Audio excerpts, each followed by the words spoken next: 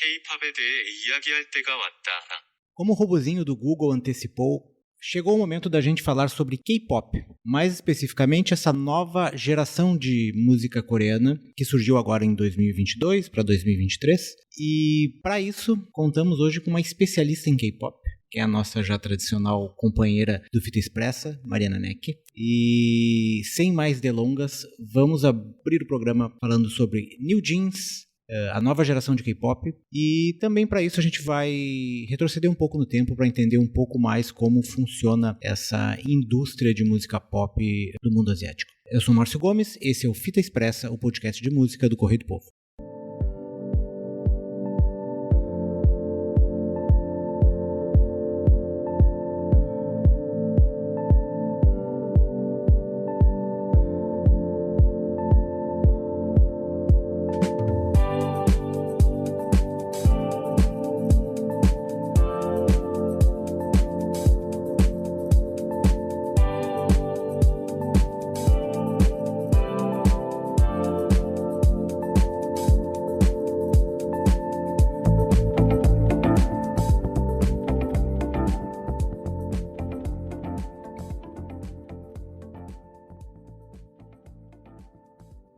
Olá Mari, tudo bem? Olá, tudo bem? Tô feliz que agora finalmente estou realizando um desejo interno de fazer um episódio de K-pop aqui, então estou no meu momento aqui. Consegui botar pra fora tudo que estava represado já desde o surgimento do programa, é isso? Hoje é o meu momento, então vou falar bastante, provavelmente.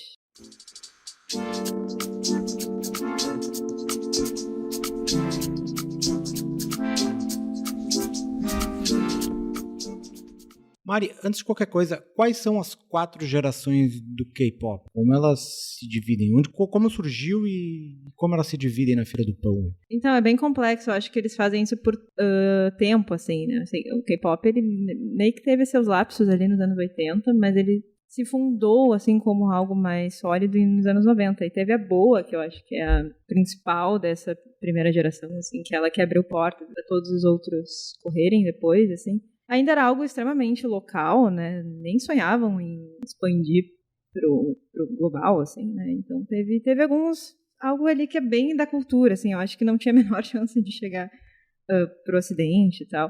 Mas na segunda geração as coisas já começaram a mudar um pouco, porque aí já teve vários grupos bem importantes, assim, como Super Junior, próprio Girl Generation também, né? Big Bang, Wonder Girls, cara. Então acho que foi uma época bem prolífera ali na Coreia. Mas, chegava a sair de lá, mas eu acho que era muito específico, assim, né? Um público que já estava muito ligado na cultura asiática, talvez até meio roubados ali da cultura japonesa, que, né, que já era mais presente no Ocidente do que a coreana na época. E a terceira também já se expandiu bastante aí com NCT, com EXO, Red Velvet, Twice, Blackpink. Então, acho que ali se consolidaram. Se na segunda geração eles estavam tentando ali, conseguiram, na terceira eles realmente dominaram o mundo, né? BTS, Blackpink, Twice, EXO. E agora a quarta tenta se desvencilhar um pouco desse peso, assim, que teve a terceira geração de conseguir o mundo e tentar trazer esse frescor, assim, que eu acho que é isso que o New Jeans está sendo bem sucedido em fazer, assim. Além do New Jeans, Mari, tem algum outro grupo dessa quarta geração aí que tu pode indicar pro pessoal dar uma... Serafim, eu acho que é o segundo, tadinhas. É que o New Jeans, ele chegou com tudo, assim, eu acho que deve estar causando uma tensão, meu Deus, sabe? Elas chegaram, a gente tem que mudar.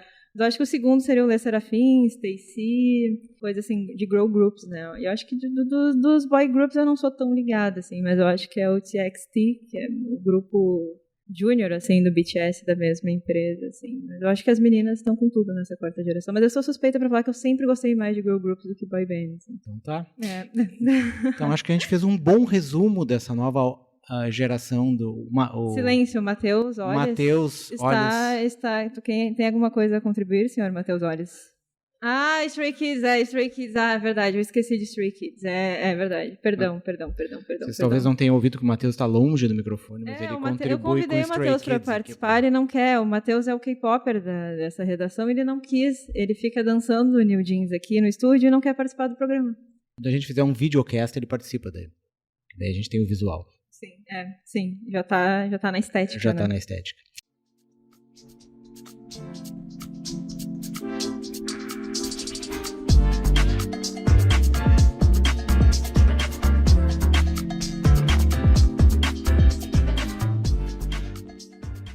Pois então, conheço algumas coisas sobre K-pop, algumas coisas que eu li, algumas coisas que tu mandou eu escutar nessa semana para me preparar para esse programa. Então, o que é essa nova onda de K-pop que a gente tá falando? Seria uma quarta onda? Não gosto de falar muito de onda, porque pode remeter muito à questão da Covid, né? Então, essa quarta geração de K-pop, de grupos de K-pop, do que ela diferencia das gerações e dos grupos anteriores, assim? Porque quando a gente fala de K-pop, mais recentemente, a gente lembra de BTS, Blackpink, tem, sei lá, na minha esfera tinha Twice, né, algumas coisas assim. E agora a gente tem uns grupos mais novos, né, New Jeans, que é que a gente vai falar bastante aqui. Sim, é que é o grande fenômeno atual agora, né? Pois é. Cara, eu não sei, assim, eu acho que o K-pop em algum momento, assim, ele ficou muito repetitivo, assim, eu acho que a grande explosão do BTS e do Blackpink fez com que a indústria ali na Coreia tentasse sempre emular, sabe, sempre tentar ser como esses grupos, e aí caiu numa coisa que ficou meio chata, assim,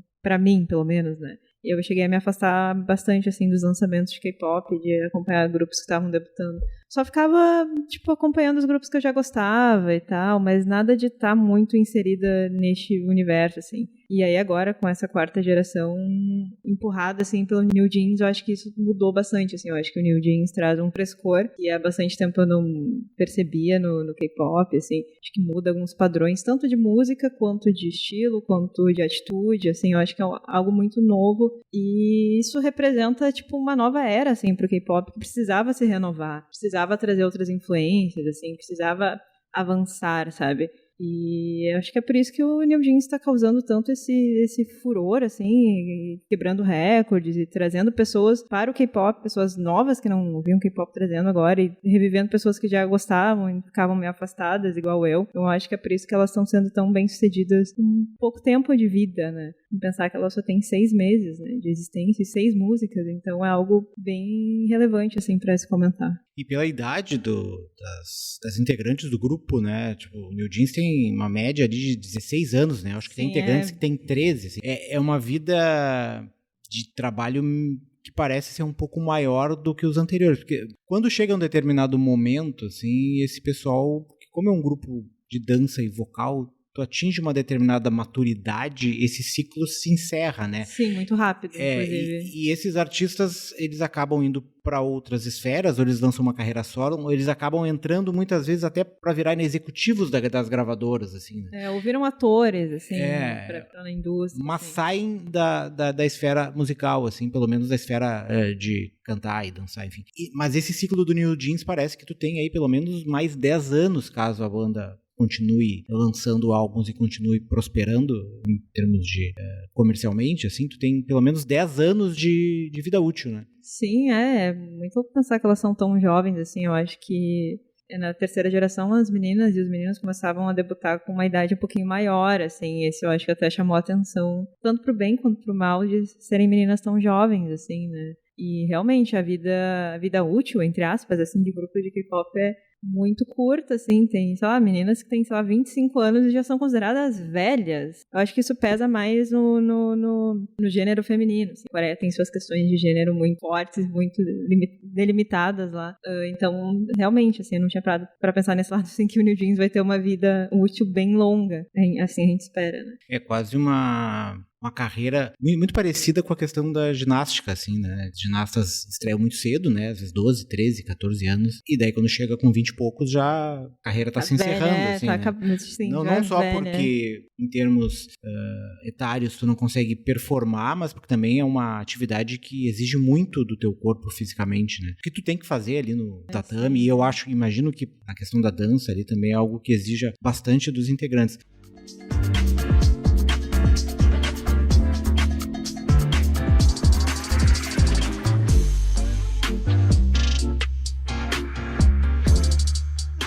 Essa questão do New Jeans, a questão dos grupos, especialmente dos grupos femininos, né? Os masculinos também, né? Mas eu acho que bate mais um pouco nos grupos femininos é a questão da sexualização, né?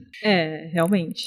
A minha experiência em K-pop ela é muito rasa. Pode me contrariar e dizer que eu tô errado a qualquer momento, Tá Mariana, bem, né? pode deixar. Enfim, fica bem à vontade em relação a isso. Mas o que eu percebo, pelo menos nos grupos que eu acompanho, nos clipes que eu vi preparando para esse programa e eventualmente que pipocam na minha bolha em momentos anteriores, assim, tu tem alguns grupos que tem uma postura um pouco mais agressiva, tipo Blackpink, Blackpink, assim, Sim, né? Meio sim. femme fatale. E alguns grupos que encarnam uma questão mais inocente, Sim, mais sim. estudantil, que é tipo Twice, né? O New Jeans e outros assim, né? Isso, obviamente, está vinculado a uma construção de uma imagem para tu fazer um apelo não só ao público feminino, em que esses grupos procuram atingir, né? As meninas que se sentem representadas ali, ou que pretendem se espelhar de alguma forma nesses grupos, mas também ao público masculino que acompanha e consome esse conteúdo. Enfim, faz algum sentido? Não, faz total, assim, eu acho que na época que o Blackpink debutou, eu estava lá, no meu momento mais K-popper da vida, e elas chamaram bastante atenção por ter essa atitude mais forte, assim, de não ter esses conceitos tão inocentes, tão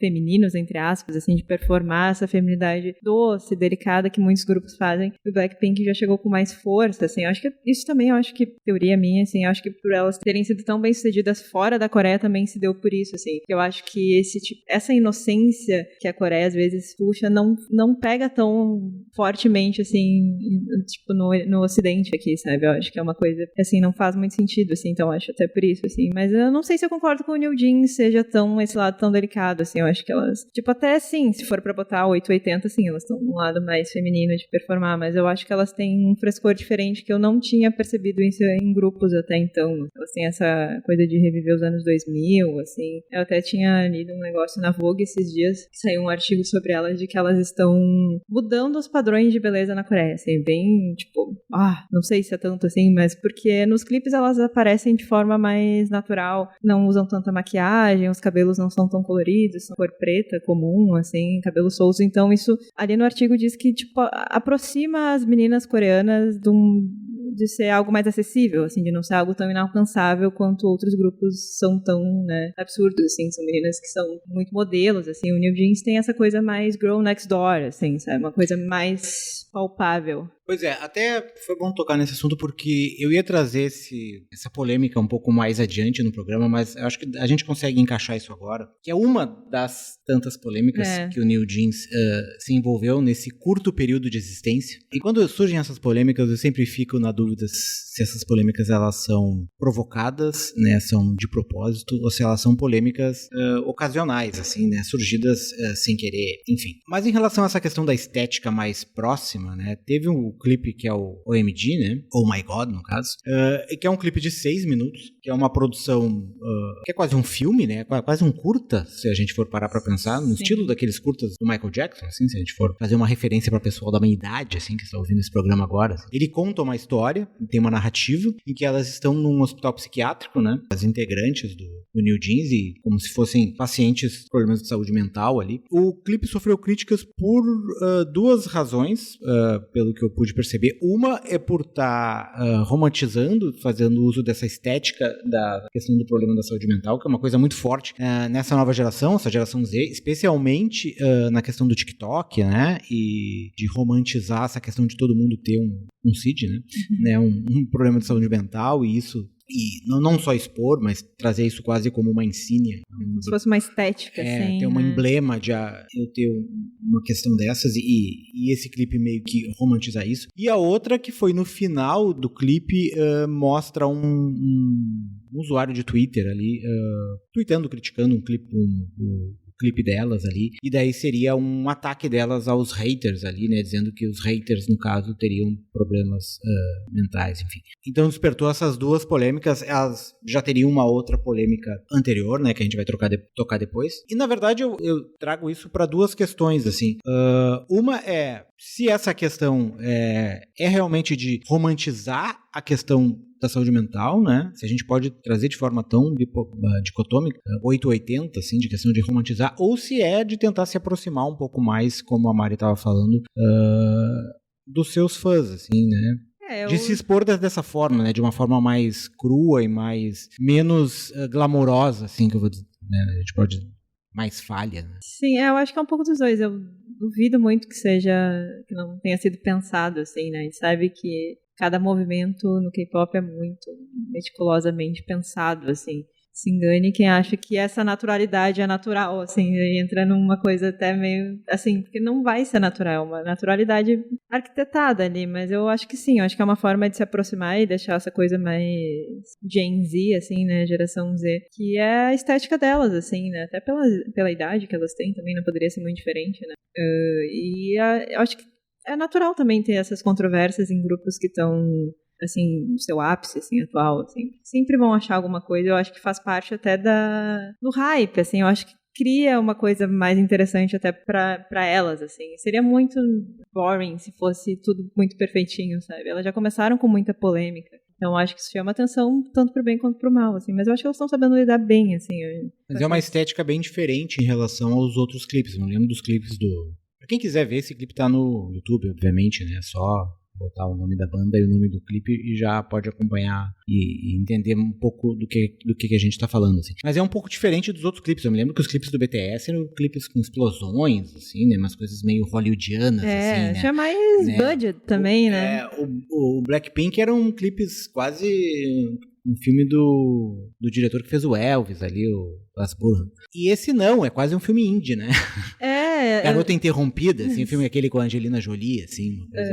Tem um pouco dessa coisa da nostalgia, assim, não sei, uns filtros meio de nostálgico, assim. É, uma coisa, né? Então é uma outra... Ele segue na mesma linha, né, dessas bandas de K-pop. Eu não vou dizer que não chega a ser uma ruptura, assim, mas ele tem uma nova abordagem, como a Mari falou. Sim, é um frescor que eu acho que não tinha sido explorado ainda. Eu acho que isso é o que faz delas serem tão, né, bem-sucedidas até então, assim, chamarem tanto atenção e estarem quebrando os recordes, assim. Conquistando muitos fãs, né, que é importante também. Elas têm uma fanbase bem forte, assim, o pessoal é meio louco. Apesar assim. de só 6 músicas, né? Só 6 músicas, é incrível. Às vezes a impressão que dá, porque o impacto que elas causaram em mim, pessoalmente, de, né, reviver essa coisa do K-pop em outras esferas, assim, de ver, por exemplo, elas conseguindo capa na NMA, música na Billboard, coisas assim com 6 músicas. Isso é, tipo, é incrível, assim, tanto pro bem quanto pro mal, tipo, é meio... Um lobby extremamente forte. Então, mas são 6 grandes músicas, na minha opinião. Ótimas músicas, não sei. A Mari disse, tem só 6 músicas pra te ouvir, Márcia.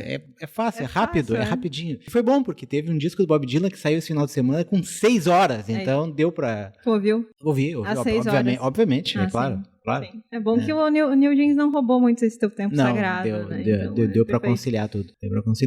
O fim de semana é longo, né? O fim de semana tem... Pra alguns, né? Não queria poder dizer o mesmo. Fim de semana é longo. Entre essas músicas, tem Cookies. Cookie, desculpa, é sem o S. Justamente esse S é o que faz toda a diferença, na verdade.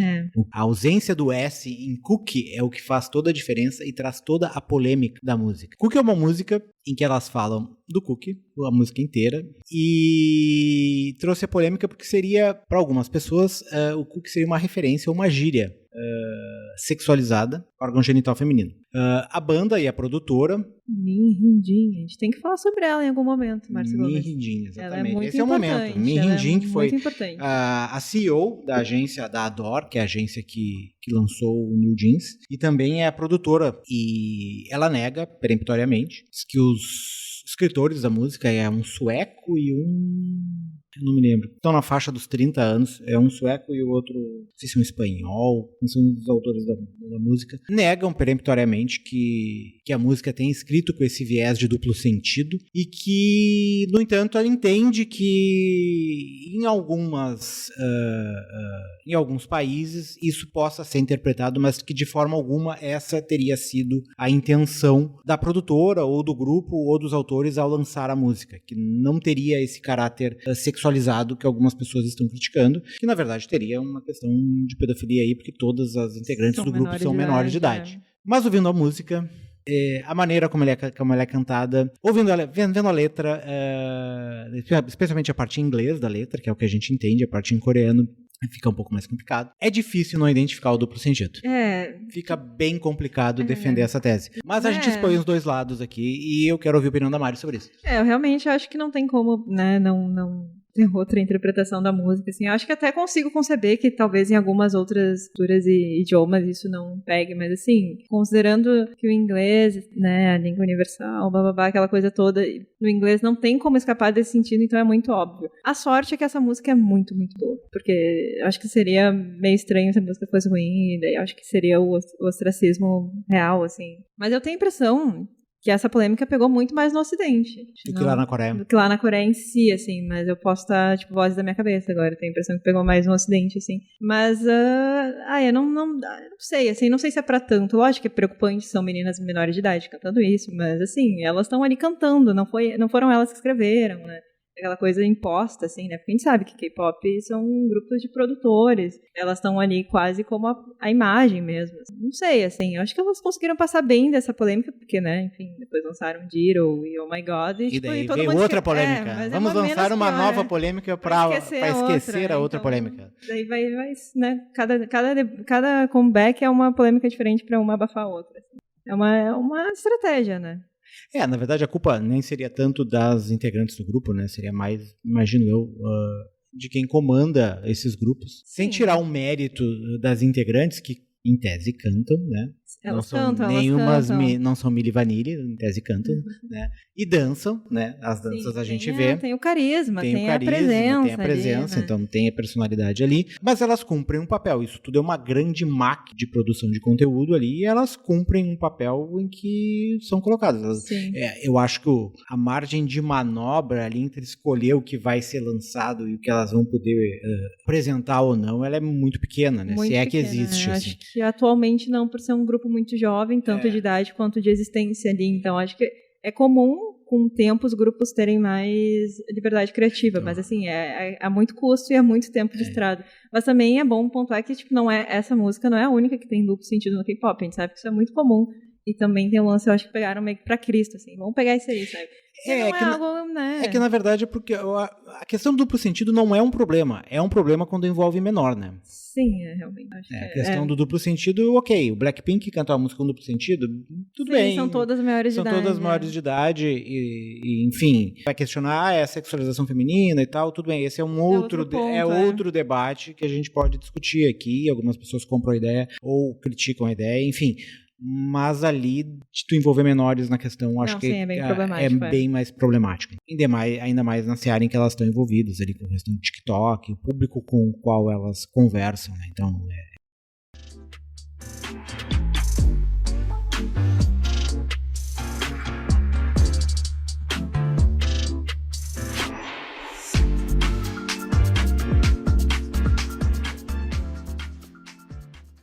Queria falar um pouco sobre a Min Hyun-jin, que é a CEO da agência do grupo ali, a produtora. Ela é tipo K-pop, assim, né?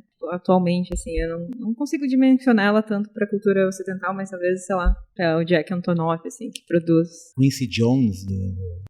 assim, produz os negócios, assim, tá sempre envolvida. Ela já era uma figura conhecida no K-pop, ela era da empresa SM, né, que era Red Velvet, Girl Generation, EXO, NCT, ela produzia todos esses grupos, e aí eu acho que ela saiu meio brigada lá dessa empresa, não sei, aconteceu alguma coisa assim, e aí ela foi pra essa Adore, que ela é subsidiária da HYBE, que também é a gravadora, assim, a empresa do BTS, e meio que fizeram a Adore pra ela, assim, ó, toma, é teu rolê, faz o que tu quiser. Brinca aí com e aí surgiu o New Jeans, assim. E foi a primeira banda dessa produtora? Ou... Sim.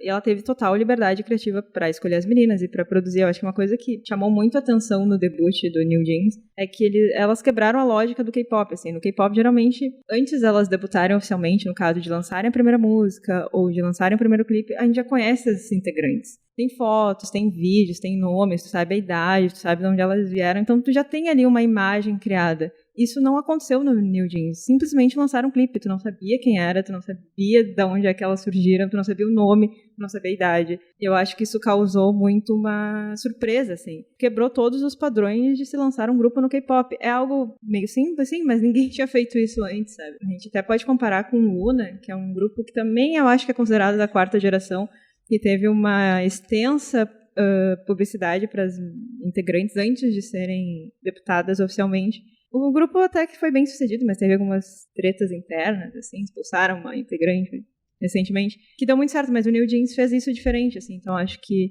causou esse impacto, assim, nossa, quem são elas, sabe? Foi atrás, então acho que isso é importante de pontuar, assim, eu acho que tem dedo dela ali, tanto na estética quanto nas músicas e tudo, assim, então acho que ela, se tem algum grande fator X, assim, desse sucesso do New Jeans é por causa dela, assim. Que ela finalmente teve essa liberdade criativa, que na SM ela não tinha tanto, né? Sim, é o grande momento da cultura coreana, né? Já tinha começado antes com a questão do K-pop, que já é um movimento que tá aí há um bom tempo, né? Mas depois chegou ao ápice com a vitória no Oscar do Parasita. Sim, é. E a gente teve vários filmes e produções coreanas entrando nas plataformas de streaming aí, né? Eu acho que o Netflix é um bom exemplo. E esse é um universo que agora se faz cada vez mais presente, mais do que, acho que qualquer outro país, acho que superou até o Japão, assim. O Japão era um grande produtor principalmente asiático, de enlatados, aquilo que a gente falava antigamente, de animes e de séries super-heróis e tal. E a Coreia meio que tomou essa frente, assim, em várias frentes, na verdade, não só em uma, né, na questão da música, na questão do cinema, na questão dos seriados. Né? Então, tipo, em diversas frentes da área cultural. E invariavelmente com produtos de boa qualidade, assim, não são de qualidades inferiores, assim, são produtos de boa qualidade. Assim. E até esse impacto, assim, né? Mas eu acho que em algum momento o J-pop, né, que é um... Sim. Não, acho que eles não tinham a intenção de dominar o mundo, assim, é diferente do K-pop, que eu acho que em algum momento eles viram a oportunidade, tipo, vamos se lançar globalmente. E o J-pop ainda é um negócio muito nacional lá, tipo, tem alguns artistas do Japão conseguem fazer shows e tem essas bases de fãs, mas é muito diminuto comparado ao poder que o K-pop teve, assim, de expandir. Assim. Eu acho que essa questão de tu conseguir atingir, que a Coreia tem, de tu conseguir trazer elementos globais para uma produção local e fazer vários locais do mundo se identificar com esses tipos de problemas e mesmo assim passar alguma coisa da tua realidade local sem perder essa essência mais ampla é muito representativo. Eu acho que isso é um pouco do segredo do sucesso, seja do Parasita, seja do Round 6, seja do K-pop, seja de qualquer uma dessas produções que volta e meia viralizam e tomam de assalto aí um desses meios de comunicação. Assim. Sim, o Japão vai ter que correr muito. Não, o Japão, a China, qualquer um desses a China eu acho países que está mais atrás. Tem o C-pop lá. É que a China tem um mercado interno muito grande, eu não sei o quanto ela precisa globalmente, sim. Né? O Japão também, né? Mas bem menos do que a China. Bem menos que a China, sim. Então não sei o quanto a China, obviamente que sempre uma ampliação global maior é importante, mas a China consegue com seu mercado interno lançar um filme lá dentro e se ele for bem sucedido lá dentro já é o suficiente. Já é bastante. E eu acho que a aposta cultural, a aposta da China é mais nas questões tecnológicas propriamente do que na indústria cultural. Assim.